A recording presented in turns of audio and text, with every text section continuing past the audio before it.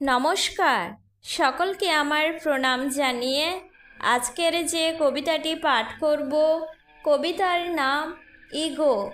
কবি হলেন সুবল চন্দ্র দাস। এক যে ছিল ঝগড়ি বুড়ি, ইগো তাহার মস্ত। ঝগড়া হলে চলতে থাকে উদয় থেকে অস্ত।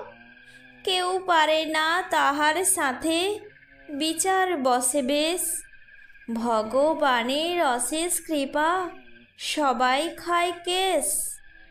পাড়াপড়শি বিরক্ত হয়, তাহার খুশি বাড়ে। তাহার সাজা এমন ভাবে, বিশাল বোঝা ঘাড়ে। ছিল তাহার অকেজো পুত্র, ঝগড়ি ছিল ঘোড়া। সারা জীবন কাঁধের পরে, বিরামহীন চড়া। ঝগড়া করে তারাই স্বামী, যতেক প্রিয়জন। কেউ ছিল না তাহার ভালো, বিষিয়ে দিত মন। বাপ ভাইকে পারেন গালি, শুনে সবাই হাসে।